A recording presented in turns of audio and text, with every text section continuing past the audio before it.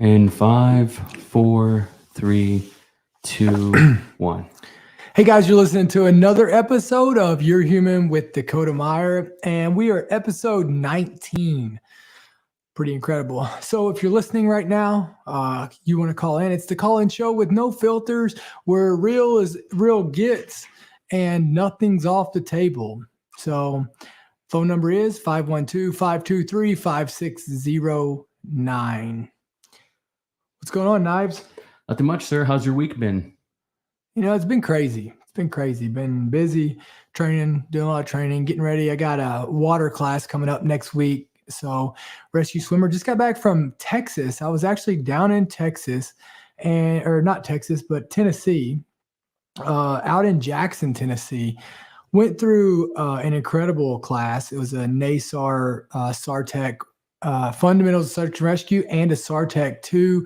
Did some tracking, got my wilderness EMT, all these certs, 4 or 5 days. But what I got to tell you is like, I had done majority of the skills before, a whole different process and thought pattern to this style of search and rescue. Like, you don't have someone hunting you down and trying to kill you. So it's like different than what I had learned in the military. Same concepts, a lot of the same fundamentals, but just a different mindset to it. But I got to tell you, I was down there and, Alfred, he teaches so much stuff. Just a really incredible guy. Sorry, that was my Instagram. I was trying to pull up Alfred's Instagram because he also teaches a ton of classes to kids. He teaches them, these are all skills that anybody, could use. I came home and I'm like, man, I need to be teaching my girls this, right? Like, they need to know how to make a fire, know how to get clean water, how to build a shelter, right? All the basics. But Alfred does just a really, really incredible job of teaching these classes. And I'm trying to get his Instagram as we speak so that I can share that with you. Because if you're looking to do a class, like, hit him up. Like, the guy is not, and a lot of these things, a lot of these guys get these egos and, it's really hard to go through the class because they just want to tell you how smart they are. But Alfred is just there to really just show you how to make you better and he puts it in real world applications. So go follow him at Strategic Self-Reliance Defense. It's his Instagram. He also has a website, all this. But when I tell you, like, just really an enjoyable guy to learn these skills. And when you talk about knowledge, incredible knowledge. Like, I asked him, like, how did you, not only was he the police officer and has done a lot of search and rescue for this aspect and in real world experiences, you can turn the call in off. But what he did is he also, before he started teaching, he lived in the woods for a shit ton of time to make sure that his skills were something you could survive on. So really an incredible guy. So awesome guy. Go check him out. It is Strategic Self-Reliance Defense is the Instagram. He also has a website. Really cool guy. You said NASAR? Yeah, so what's that stand for? National Search and Rescue. Oh, cool. Maybe. Yeah, that sounds right. NASAR. Association. I don't know. Yeah. Yeah, that's rad. National Association of Search and Rescue. Just to double check, I guess. Yeah. It's an organization. I couldn't find shit about it online. Like, unless you go to their website, which their website is subpar to anything. Like, it's hard to even navigate their website. I think they do, like, it's the National Association for Search and Rescue, but a lot of good stuff to it. But just, like, really not a very easy website to direct and things like that. But the skills, go check out Alfred. Incredible guy. And yeah, tons of cool skills to learn. Super cool. Should we open up the calls? Yeah, no, but excellent. I have a question for you. What is the most valuable piece of advice you've received from a mentor or someone you admire? I mean, I get tons of advice every single day, right? I just think like the one rule of life to live by is don't bitch about a problem that you're not willing to be the solution for. Right. So like if you walk in and you bitch about, the one thing I hate, and I've seen it in my gym a couple times. I'm gonna give you an example. Hey, there's water on the floor. Yeah. Well, I didn't. I know now, but why didn't you just clean it up? Right. It's shit like that. Right. Like, so if you're going to complain about a problem that you could fix, just fucking fix it. Right. I mean, I get if it costs money or maybe you're worried about this, but like if it's like a piece of trash, don't bitch about there being trash on the side of the road if you're not willing to go out there and pick it up. You know what I mean? Like don't walk in somebody's house and talk shit about how dirty their house is if you're not going to help them clean it, right? Like, everybody's got their own priorities and everybody is living life the way that they can. It's like, look, don't do it.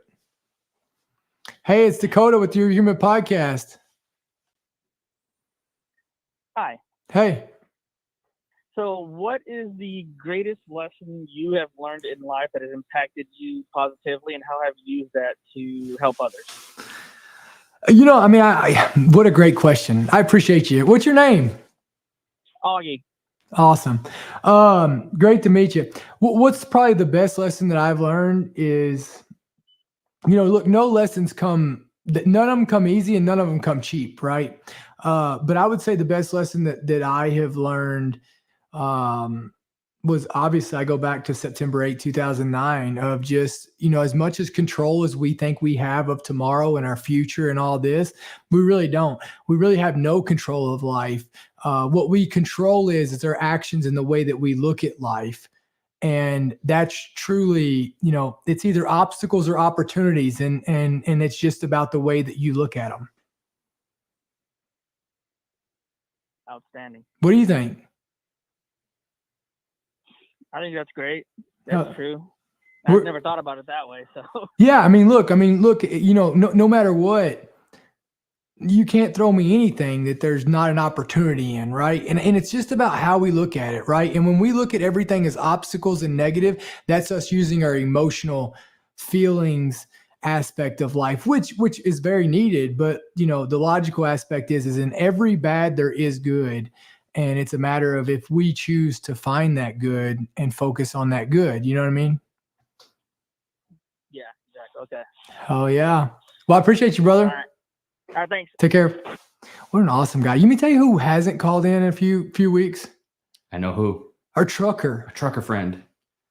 Yeah. So if you're listening, give us a call. I got. Yeah, we need to hear from you. We need to know where you're at, buddy. Yeah, I always wonder where he's at. I don't know why. Sometimes in the morning I get up and I wonder where he's at. Same here. What a weird thing for me to do. No, he's a recurring caller. I know. I love that guy. Maybe that's him. Hey, it's Dakota with Your Human Podcast. Hey, Dakota, John. It's from Long Island. I spoke to you 2 weeks ago. How are you? I'm the one with the 3 granddaughters. How you doing, buddy? Good. Forgot to ask you a question. I got to ask you. I didn't vote for him, but how was that beer with Obama that you asked for? Here's the thing, right? Like, do I agree with him on politics? No, but you know what? I probably there's nobody I agree 100% on, right? Right. As far as a guy, he was a nice guy. Like, he treated my family respectfully. He took the time to sit down and have a beer with me. And I'll tell you this, I'll say this. Every person that I know who met him personally or had a personal dealings with him that was military, said it was awesome. You know what I mean? So I thought he handled every one I've ever seen on these Medal of Honor. He's great. Nobody speaks better than him, and he's got a good attitude, and he's funny, and he does it all. I just figured you had a good story or two, but yeah, he was great, man. We sit out in the Rose Garden. I'll never forget, when you go. Dude, I'm from Kentucky, right? Like, why the hell am I in the White House? And so I'll never forget, we were going through and going back to wherever the Oval Office is, and we're standing outside of it, and there's these little desks and stuff, and this girl asked me, she said, "Are you nervous?" And I looked at him, and I'll be honest, my filter was not very good back then. I don't know that it's well right now, but I said, does he have a gun? And she said, no. I said, well, shit, I've been in worse situations. And so anyways, we went in there and we had a beer. He rolled his sleeves up, and we had a beer, and hold on, I have got to check this. Sure. We had a beer, and it was great. I mean, we had a good conversation about life and about just how like life can change in perspective. And I'll never forget when he was like, Dakota, like every part, he brought this story of like how things changed for him so fast, of how he went from being able to do everything in life to, not even being able to go get a thing of shaving cream down the street. And I was like, man, that's a big sacrifice, and I didn't know this. Maybe you did. I didn't. But like, after they become president, they can never drive on a U.S. road again. No, I had no idea. Yeah. Yeah, I didn't know that either. But like after you become president, you sign over your right, or basically, I don't know what it's called, but sacrifice, to be able to drive on a U.S. road again. And it's just, that's kind of crazy, right? When you think about it. Yeah, I mean, there's no doubt they give up a lot, and it's a great honor and everything. But I just thought it was very down to earth of you to ask him that, and you know how I feel about your service. So I just wanted to bring that up, buddy. I appreciate you, brother. How you doing? Everything's great, man. I couldn't be any better, man. I told you, we just had the baptisms for my youngest girl on Sunday, and congratulations! Couldn't have been a better day. It was awesome. That's awesome. Well, squeeze them tight when you see them again. Oh, I definitely do that, man. All right. You stay safe, and appreciate everything. Yes, sir. Appreciate you, brother. Have a great day. You too. Bye-bye. What an awesome guy. Good stuff. We got Shane Warner saying, Dakota, you're the man. Iron sharpens iron. Shane Warner's a friend of the show. He's a good guy. Hell yeah. Shane is a good guy. Got another question here. If you could have a conversation with any historical figure, who would it be and why? Man, I don't know. I don't know who it would be. That's a great question. I've been asked that quite a bit. I should definitely get a good answer for it. I'll be honest. I'm looking at this because I might. Should I answer? Yeah. Hey, it's Dakota with Your Human Podcast. Hi, how you doing? Good. How are you? I'm fine, thank you. What's going on? How did Jason take it when you beat him in Utah? I wrote Jason this morning and just let him know I still training hard. It was as much a surprise to me as it was anybody else. I thought he was going to smoke me. I mean, he came off that tower 6 seconds ahead of me, and once I got to the back half, I mean, the back half's all heart right there, right? And if I can go to this dark place, and that's what I did. And but he took it good. Jason's a good sport, love him to death. We haven't talked about it much, but Jason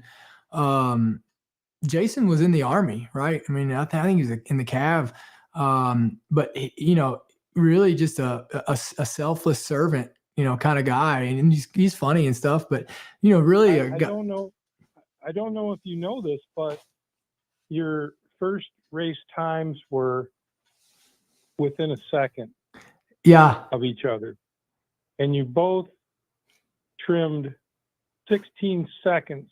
Yeah. Off your time. You did it in one race. He did it went to Virginia Beach and then to Utah. Yeah. And I explained to him that I said, you're a big athlete. He is. You're a big guy. Oh, me. Yeah. And I don't know if you know this, but Jason's a 160-pound guy that's worked himself up to be 190 pounds, So how do you know him? I said, you can't expect to keep up with all those big guys. And he told me, he said, man, I feel like I'm swimming in a lake with a bunch of really big fish. And I think that's what you are. But everything that you said, I saw the same thing in that race. Yeah, but I saw you dig down, man, and I was like, I wanted to congratulate you. Thank you. But yeah, that front half though, he should be able to smoke me on the front half though. You know what I mean? Like the stairs.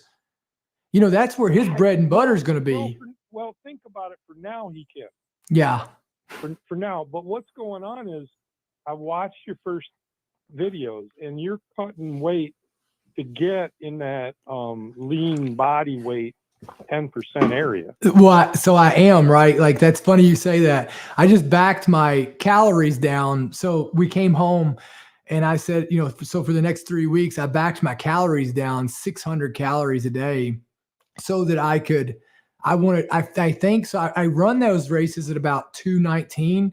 And I think if I can get below 210, I think exactly what you said, it's going to be able to help my, you know, how quick I am. And it's going to be able to help me get up those front stairs.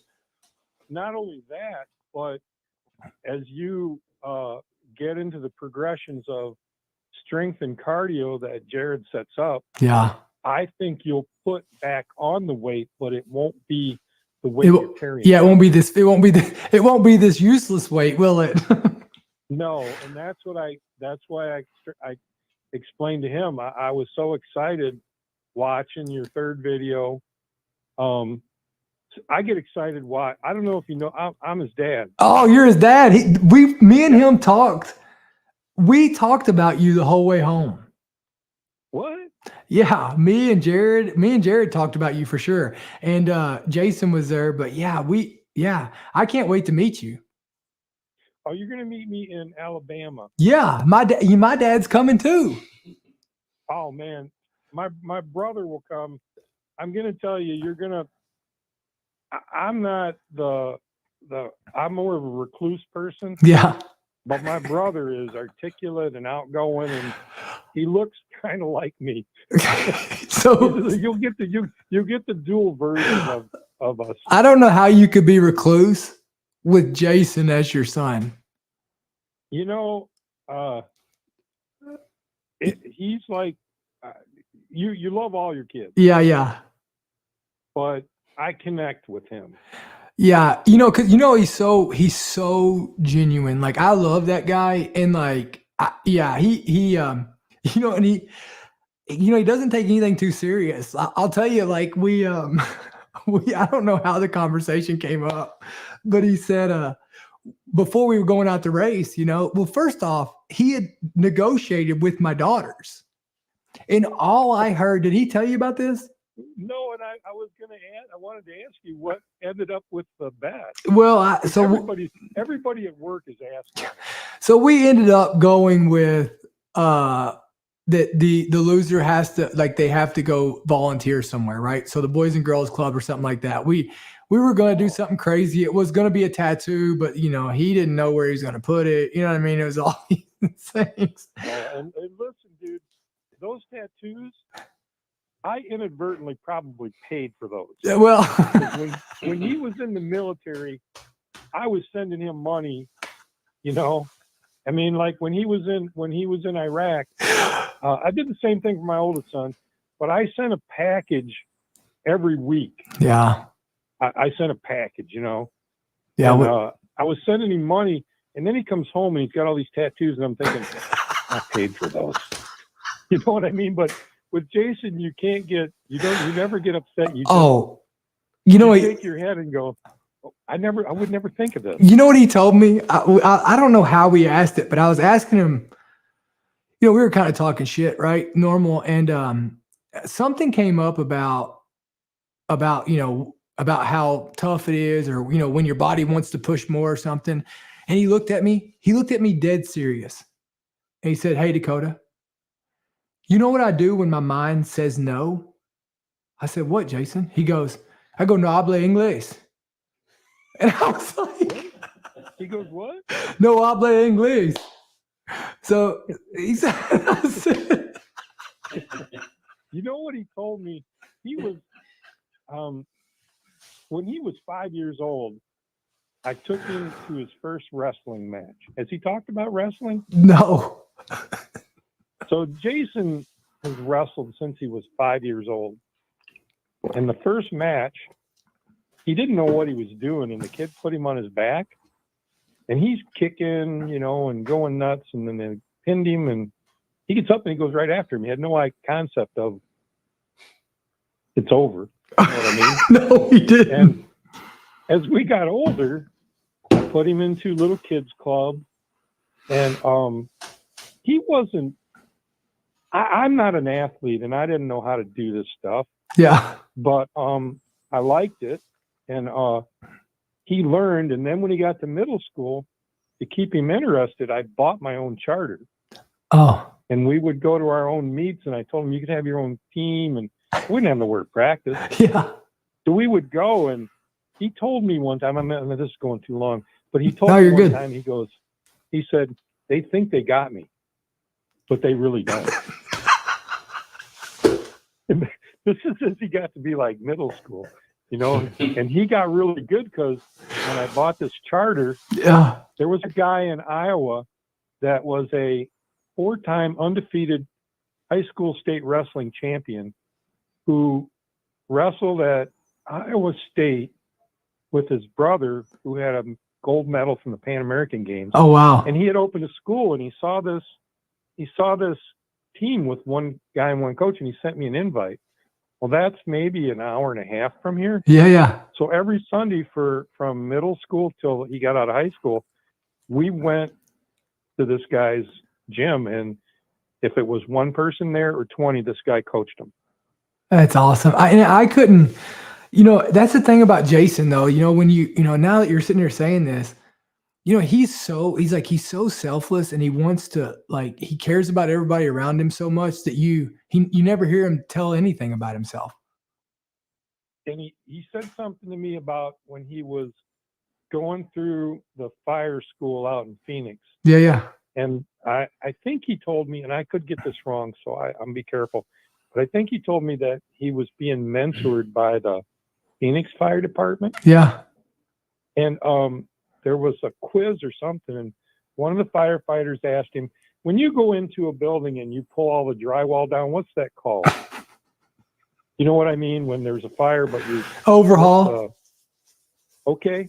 He said the question was, you're overhauling the bedroom in this really expensive home, and on the nightstand is a Rolex watch. Yep, I've heard this question.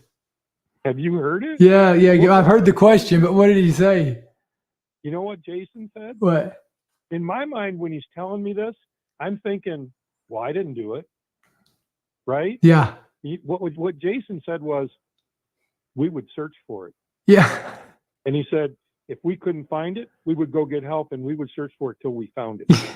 Yeah. And that was his answer. The guy said, I've never heard that answer. That's Jason. What a good guy. Well, I can't wait to meet you down in Alabama. Okay. I'm sorry I took. No, I loved it. I really appreciate you calling in. All right. Hey, will you text Jason when we get off the phone and tell him that he needs to get up? I told him today that he's not allowed to text me if after 9 a.m. if he doesn't text me earlier than that. If he's sleeping in past 9, I told him don't ever reply to me or text me. He can wait till tomorrow.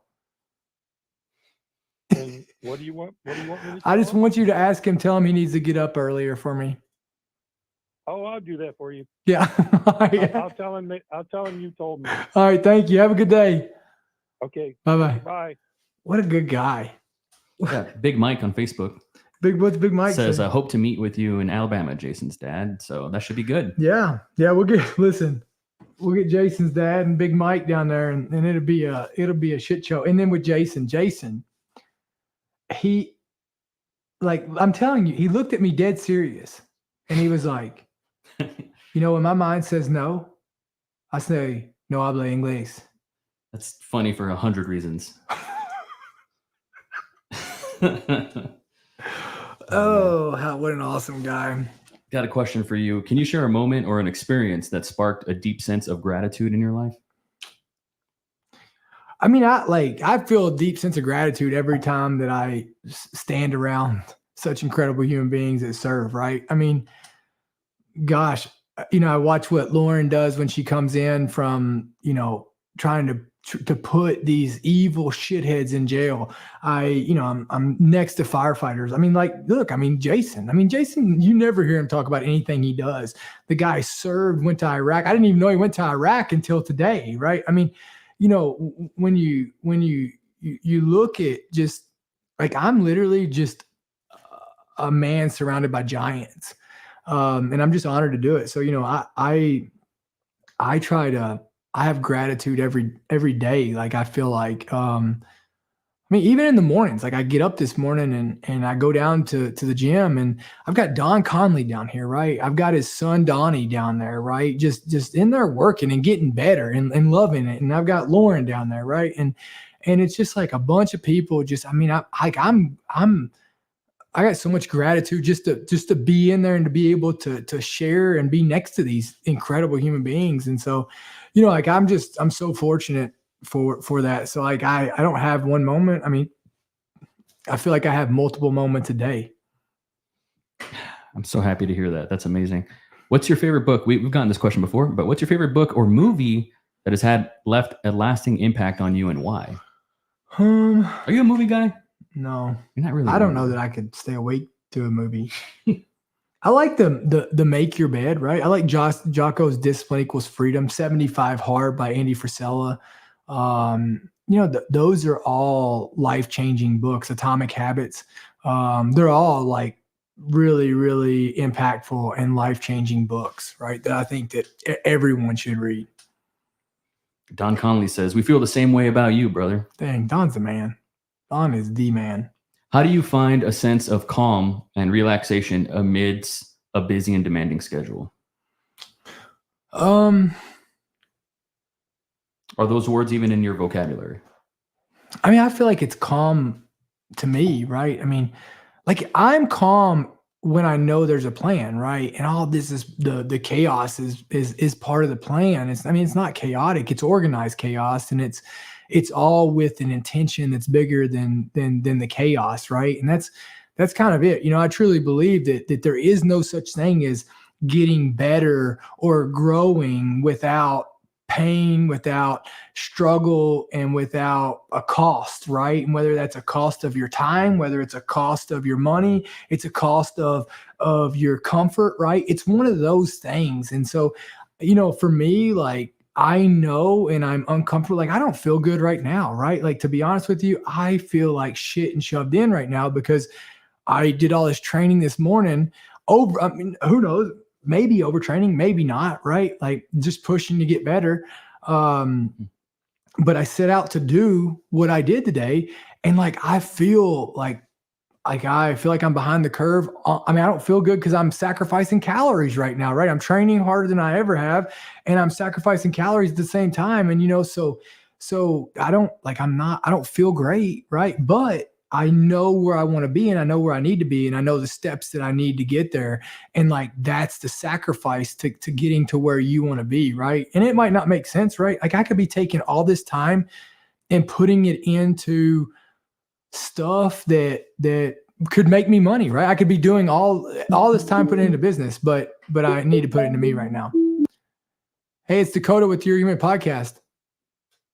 Hey, I got a question. I was watching a clip of Dakota's a couple years back, and he was talking about a treatment he had gotten for his PTSD. Oh yeah. It was something like brainstem stimulation or something. I was wondering if he could discuss that, because I've been looking for some other options. So I went down to Mexico, right? So it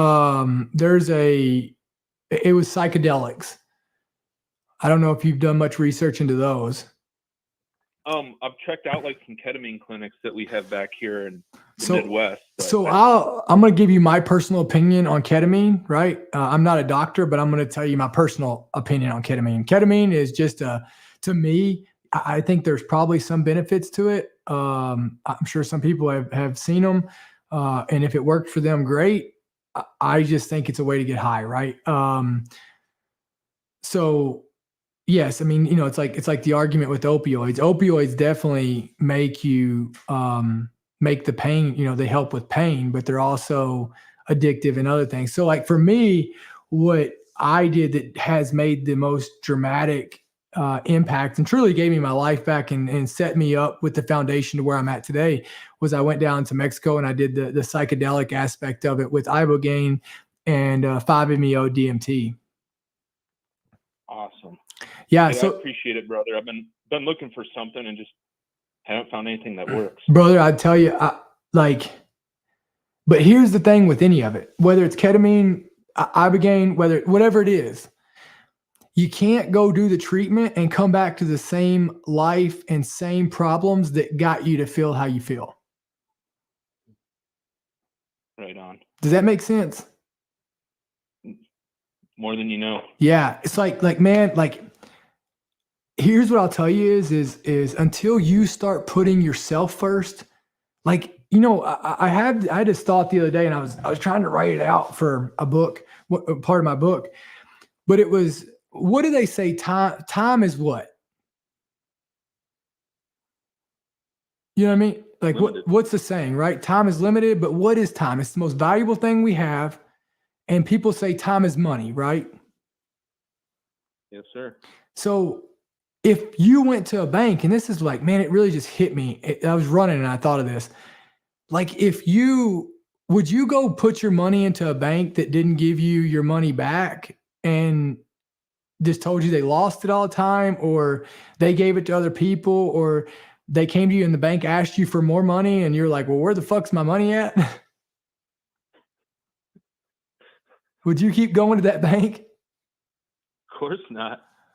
Wouldn't it the same thing? If time is money and we value time, why would you put it into people, things, or places that do the same thing? Oh, I think you touched on the right one there, Dakota, was going back to the same situation, you know? Yeah. There's an old saying that keep doing what you always done, you keep getting what you always got. And that's the definition of insanity, isn't it? Yes, sir. Well, listen, I appreciate it. I appreciate it, brother. Go to let me try to give you this link. I want you to go check out let's see. I'm trying to get you this link because I want you to go check these people out, because this is where you got to watch who you do it with, right? Okay, here you go. Hold on. This is the organization that I went through, Vet Solutions. Okay. Amber and Marcus Capone are incredible. So go to Vet Solutions, and let them get them to hook you up. Awesome. Appreciate I appreciate it, brother. You take care of yourself and keep doing what you're doing. Hey, I hope you have a great day, man. I appreciate you calling. You too. Take care. Thanks. Bye. Somebody asks on YouTube, is ibogaine difficult to handle? Yeah. Ibogaine, it for a guy, for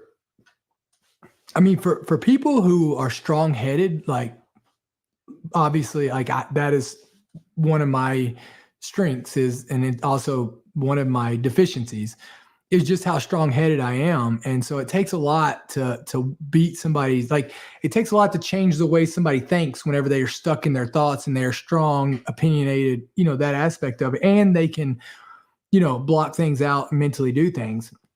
But ibogaine was the ass whooping that I needed, right? It was the humbleness, the humility. When I tell you ibogaine ripped me apart and beat my ass and gave me the best ass whooping that I needed, right? It's kind of like you ever get one of those talks where somebody puts you in your place, right? That's what ibogaine did to me. Ibogaine put me in my place in life, and there was no hiding it.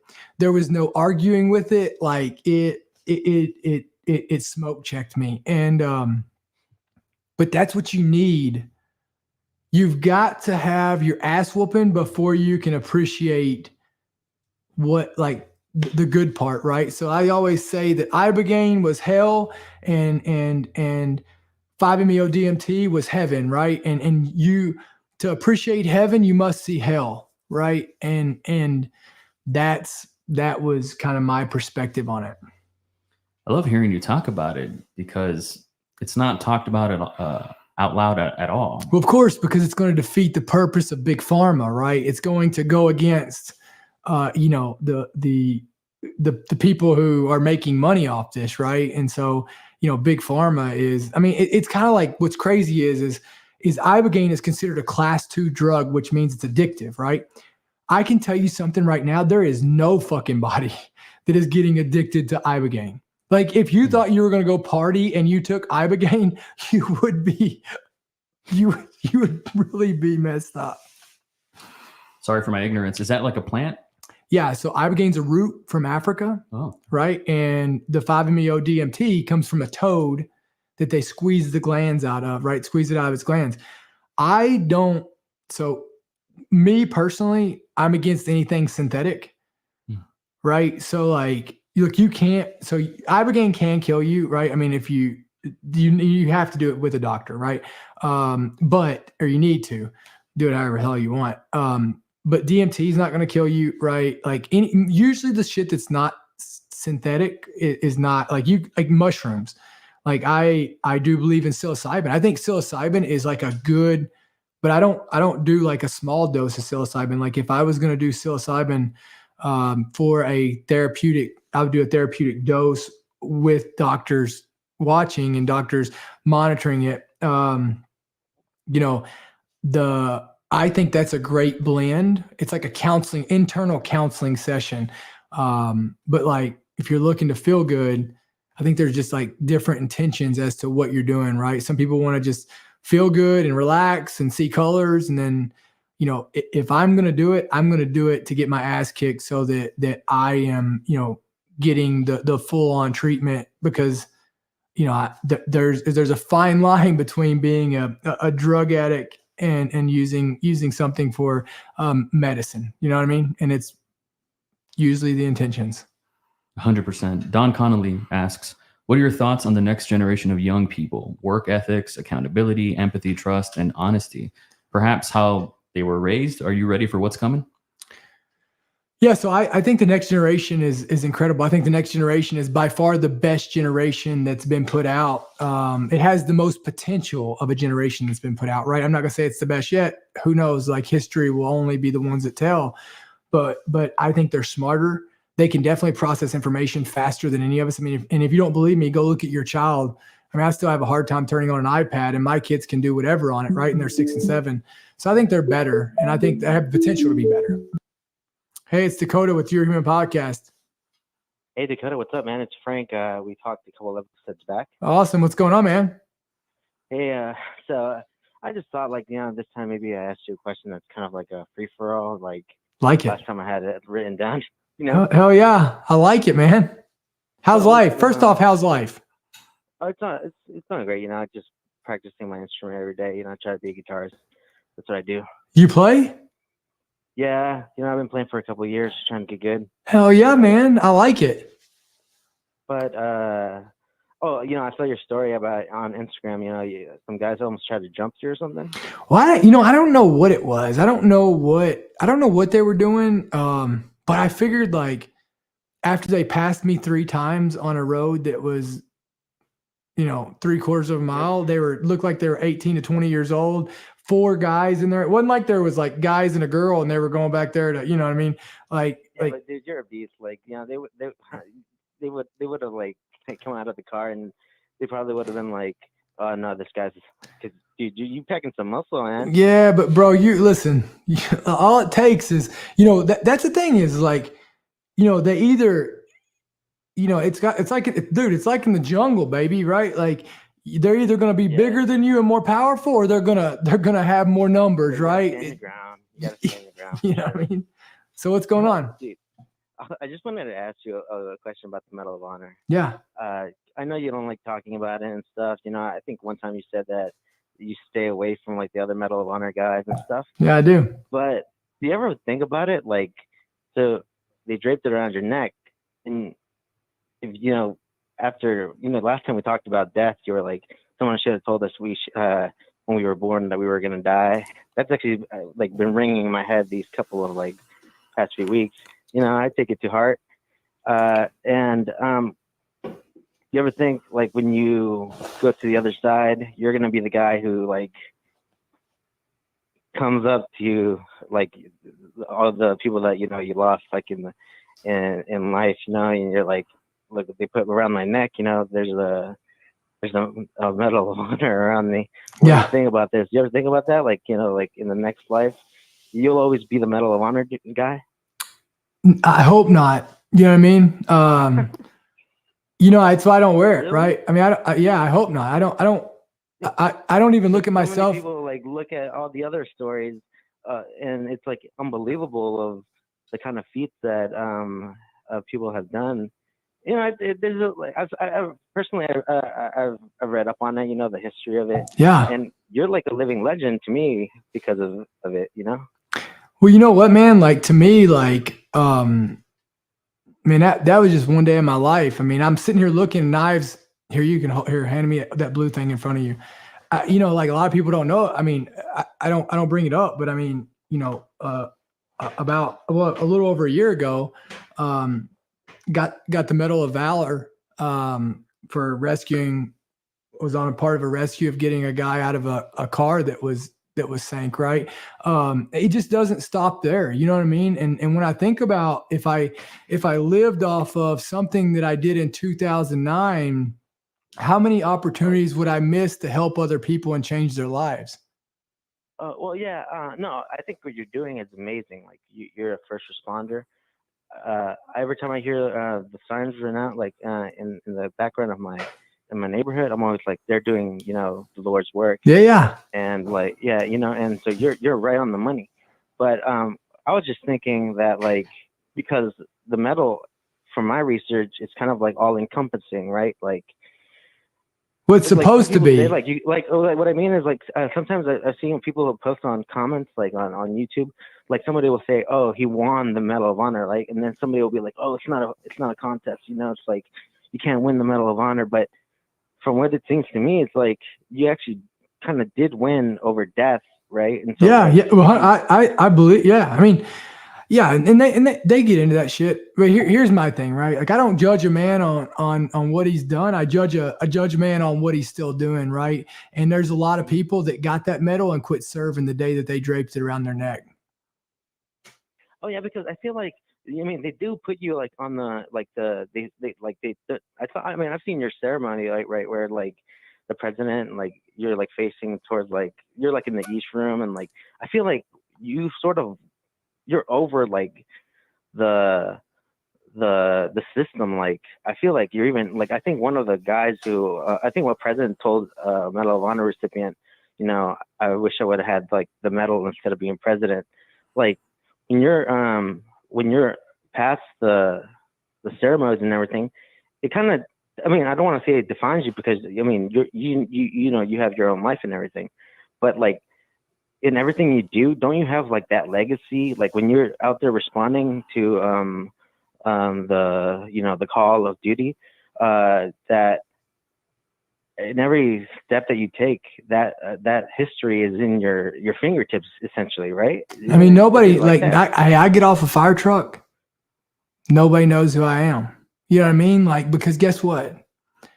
Like, I thought about that yesterday when you posted the, like when this morning I checked it out. It was like if they knew who you, like if would they be circling, would they like be like hounding you if they knew that?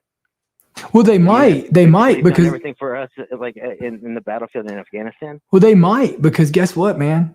Just because you were a badass 10 years ago doesn't mean you can still get down today, right? And that's why I train every single day. Just because 10 years ago, just because your uncle could play football and was the best running back in the state when he was 19 years old, can he still get down today, right? And that's what I live off of. I don't live off of yesterday's. I don't, if I'm not going to sit around and walk around with all my failures and let those define me, I can't let one action to where I was successful define me.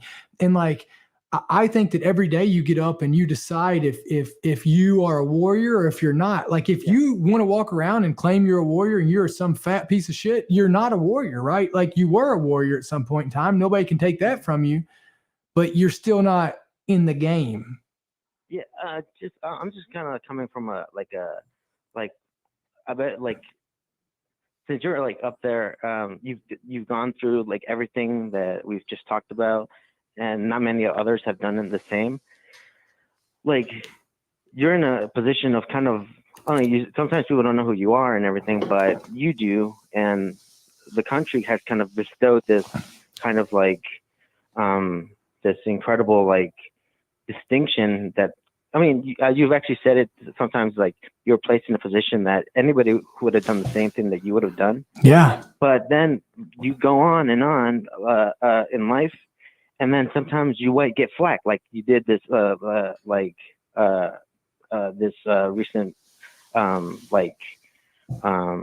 past a few days. You know, like you got like you had to see if you were going to defend yourself. Yeah. That's some negative feedback, right? Oh, yeah.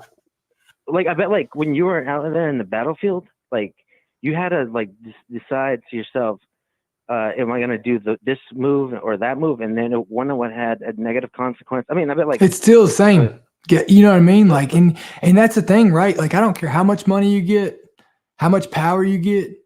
I don't care what you achieve in life. You are never, ever, ever above someone else trying to get you, right? The only thing is, I mean, when the lion becomes king of the jungle, it doesn't mean he, guess what? Like, he's still got to keep the title, and people are going to challenge him for the title, right? And so it just matters of, do you want to be ahead? What I was trying to get at, the point as was like, all right, so we established that, like, I mean, I established, like you're just listening, like you're kind of just trying to make sense of. Yeah, I'm listening like, to you. My state of awe. Yeah. I am like in awe of you, bro.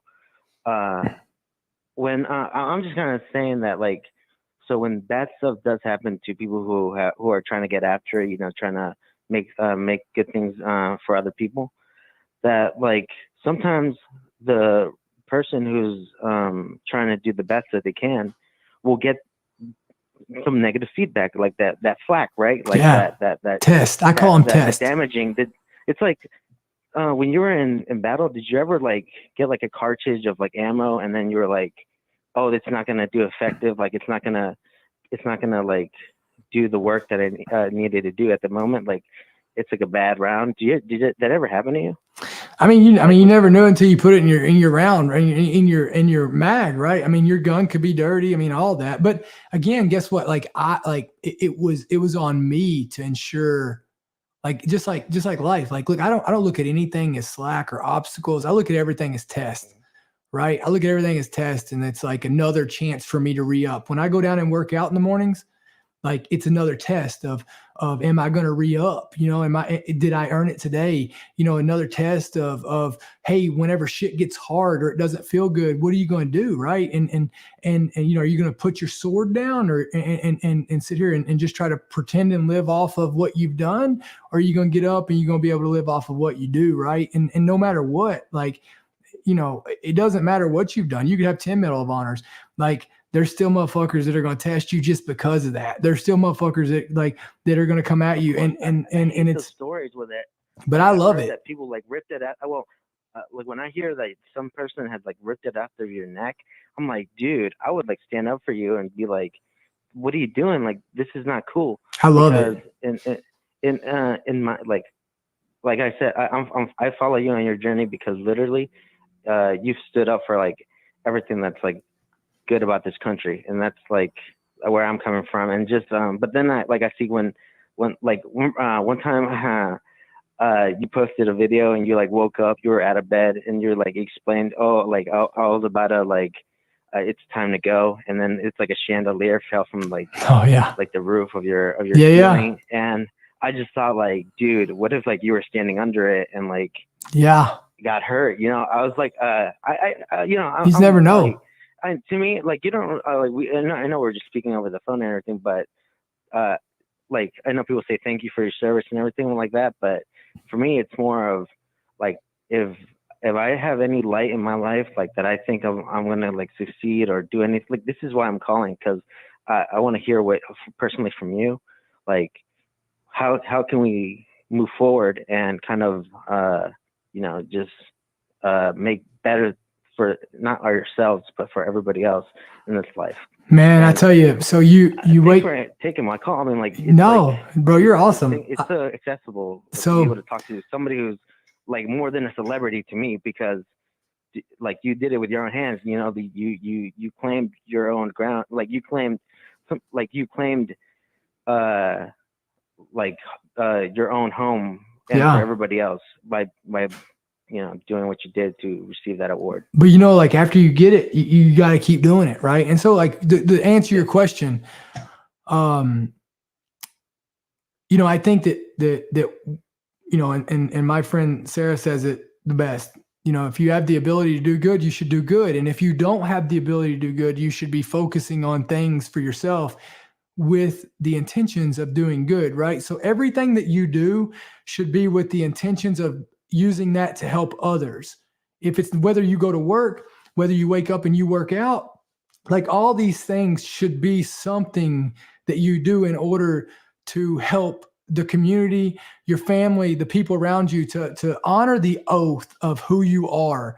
And I think that the only obligation that we have in life to each other is to be who we say we are, right? And so like if you wake up and you're like, hey, I'm just hanging out with you because you got money, just say that. Just say it, right? And let other people decide on that.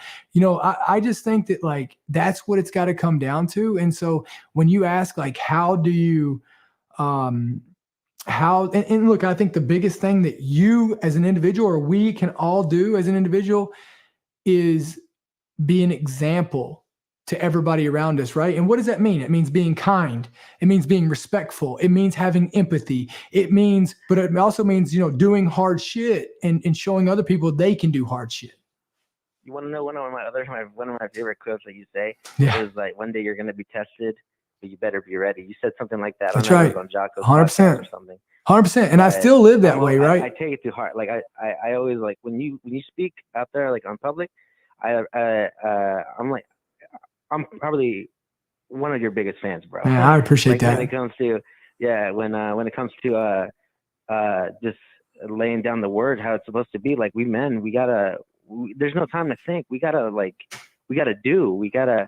And if we're not like saving the tribe, like I look at it as even like primitive kind of like view. Like same thing. Go out there and get the caribou and like bring back it to the women and like ask them to make some caribou chili. I don't know. But the only way you can go out and go get caribou is if you got motherfuckers that can hunt, right? And to be able to make sure they can hunt, you have to sit here and you have to make sure that you hold them accountable to where they can hunt and be an asset, right? And I think look, iron sharpens iron, right? It was literally the first 3 words I ever put on a t-shirt for me. And that's what life's about. Iron sharpens iron. Is it on your website? Yeah, it's on there. Yeah, go check it out. Cool, man. Well, I appreciate you calling in, brother. I hope you have a great day. I'll call you some other time. Hell yeah, call me again. See you, brother. All right, bro. Bye. What an awesome guy. That was great. Thank you for being so giving. That was awesome, man. I know we get a lot of questions about the MOH, so.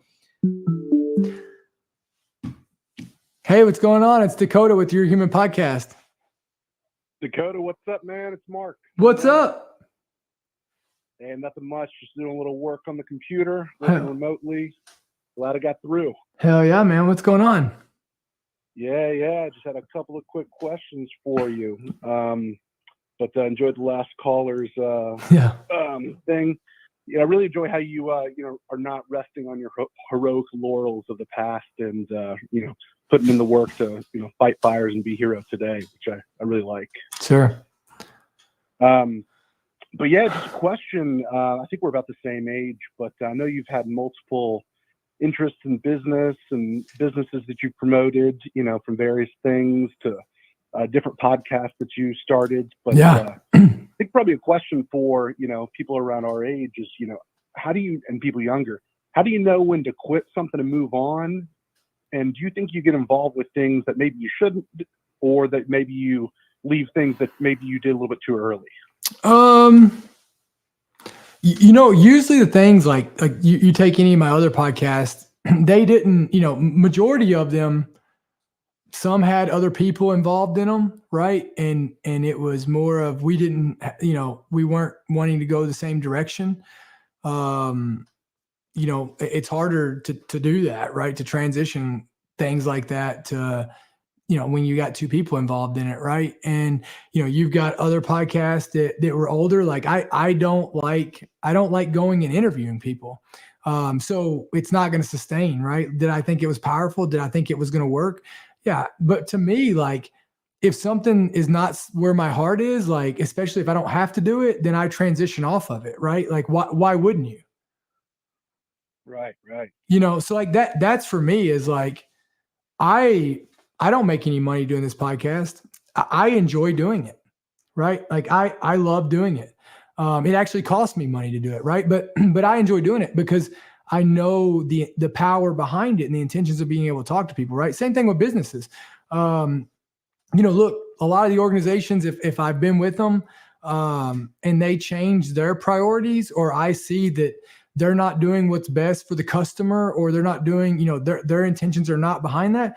Like I have no problem walking away and going and doing something else. You know what I mean? Like, so if when the alignment's not there anymore, look, I'm not a guy that's going to sit around and romanticize or try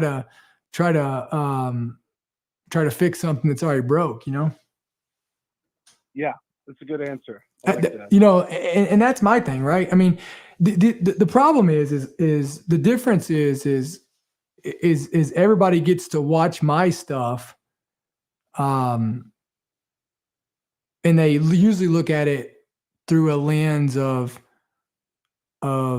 without looking at their own stuff, right? You know what I mean?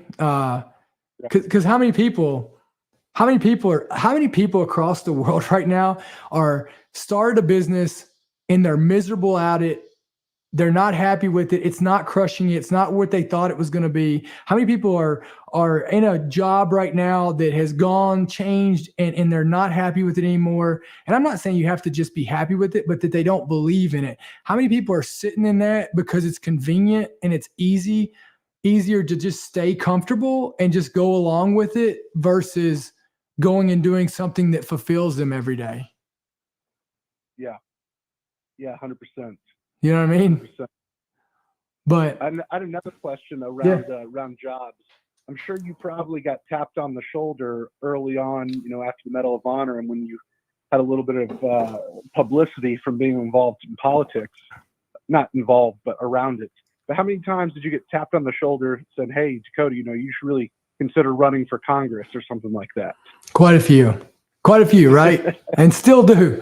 But to me, like, if that's a calling and that's where I need to go someday, I'm not going to say that I wouldn't.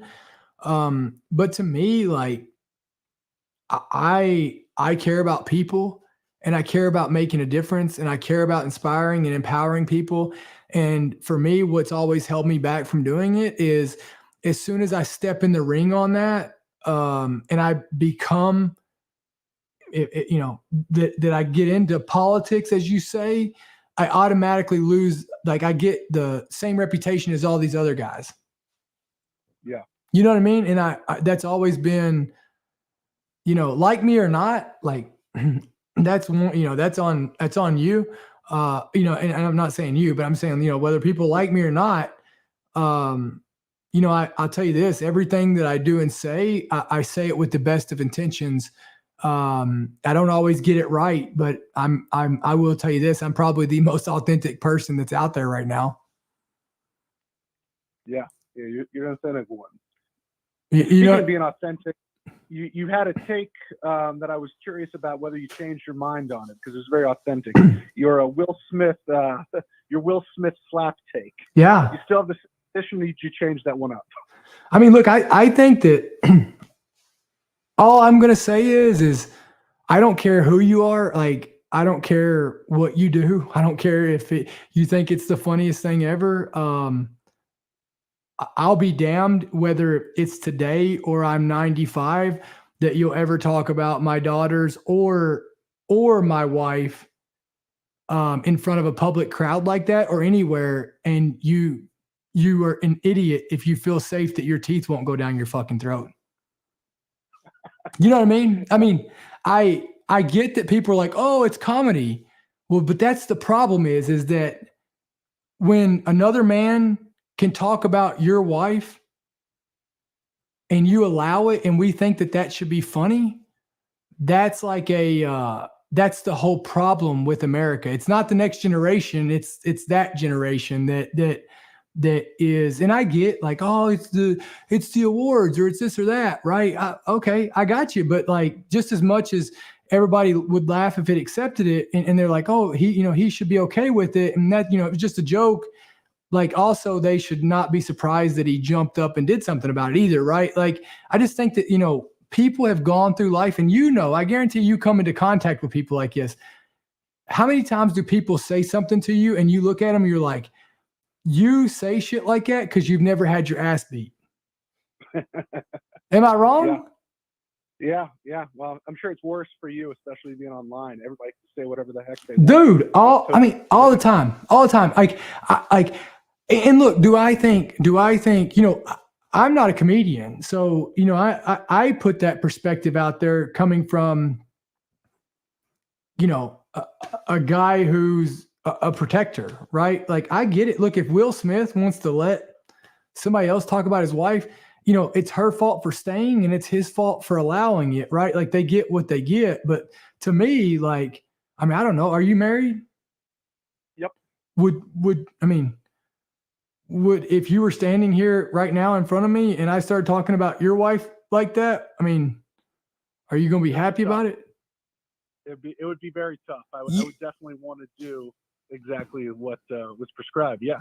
So, like, people hated me about it, and they took like such a hard lick about it. But it's like, man, if we don't protect, men should protect women not because they're weak, but because they're that important.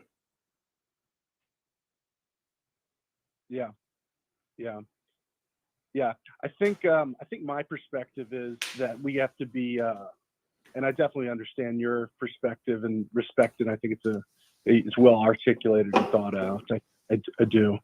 I think we men need to also not fall into the traps that are easily set, by the world, whatever those may be. So thinking a couple steps ahead. Yes, would it be deserved? Probably so. But could there be a trap along the way that could get us into hot water? I think like Jocko, mentions a couple of times. It's like, well, the guy that's mouthing off to your family in public, what happens if you drop it? It'd feel good, but at the end of the day, then maybe that guy falls and hits his head. Maybe there's a lawsuit, all that stuff. I'll let you get back to the podcast, man. Well, so I hear that, right? But I want to go to this piece of it. I hear that. But, and I understand for sure, like, being willing to accept consequences, but also doing what's right should always come above worrying about the consequences, right? And like, you could look at my situation for when I got the Medal of Honor.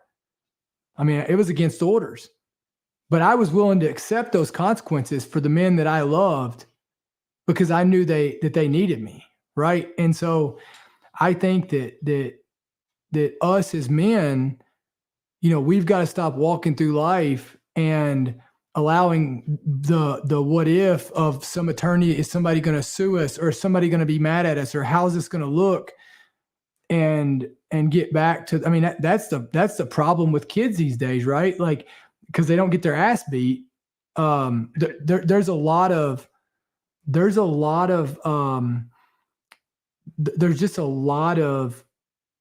lessons to be learned when you feel a little bit of pain and there's consequences for your actions. You know what I'm saying? So that's my point. But I definitely agree. We say the same things. Yeah. Appreciate you, brother. Hey, well, thanks for calling in. You be blessed, man. Yes, sir. That's it. That was a great podcast. Yeah, that was awesome. Well, thank you all so much. I hope you all have a great week. What an awesome podcast. talked to a bunch of incredible people. Last caller was by far my favorite, just challenging that and just different perspectives. And I love it. I mean, I love everybody has to pick their own rules of the jungle, right? That's what I call it. Life is like a jungle. And everybody's got to pick their own rules to live by. Like, where's your lines at, and where are your lines of non-negotiables, right? And that's just it. And so everybody's got different ones, and that's the way the world goes around. But yeah, hope you guys have a great week. We'll be back here not next Tuesday because I have no, we will be back here next Tuesday. We'll be back live next Tuesday at 12 o'clock. So get your questions ready, call in, and I hope you all have a great week and keep owning it.